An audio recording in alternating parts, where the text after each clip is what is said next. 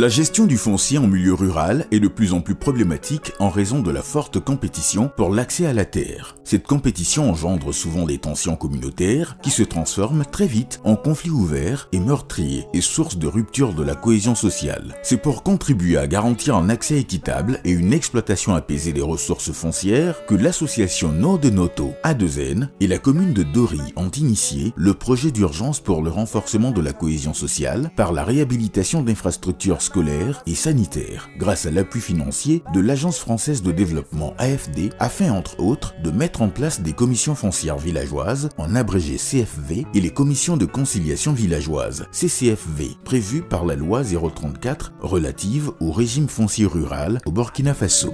Le foncier est fondamental pour le Burkina Faso. Les activités économiques, aussi bien en milieu rural qu'en milieu urbain, dépendent fortement et fondamentalement du foncier, avec tout ce que ce foncier comporte comme ressources indispensables pour les activités de production. Dans la commune de Dori, l'élevage et l'agriculture sont les activités les plus pratiquées par les populations en tant que source de revenus, mais en tant que aussi mode de vie. La plupart des conflits communautaires enregistrés par les techniciens en matière de développement rural au niveau de la commune de Dori, comme au niveau du Burkina de manière générale, portent sur les conflits fonciers, et plus particulièrement sur les conflits agro-pastoraux, que les gens appellent abusivement conflits agriculteurs-éleveurs, compte tenu de la prégnance et de la prépondérance de ces catégories-là dans les populations du Burkina Faso. Na weli min sanne wayre on ngari on joƴƴini min minen do no welimi jonka no mbirɗo min carwira fu non min carwirta sa Allah jaɓi. Ces structures villageoises de gestion foncière sont essentielles dans le processus de sécurisation des terres réservées aussi bien aux cultures qu'à l'exploitation à but pastoral. Elles sont le moyen par lequel les communautés gèrent de façon inclusive les ressources de leur terroir et constituent de ce fait des moyens pour éviter des tensions et des conflits. Donc, ce matin, nous avons été dans le village de Malbo pour y installer la commission de conciliation foncière villageoise. C'est une commission qui est chargée au premier plan de gérer à l'amiable les conflits fonciers.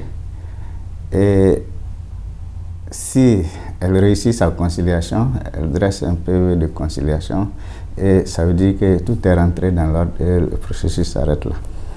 Donc si elle n'arrive pas à gérer, donc, ça dit qu'il y a une non-conciliation, elle dresse un PV de non-conciliation, ce qui réfère, et la partie en tout cas qui n'est pas contente se sert de ce PV-là pour saisir maintenant le tribunal de grande instance. Ce matin, nous avons procédé à l'installation de la commission foncière villageoise et la commission de conciliation foncière villageoise pour le village de Malbo.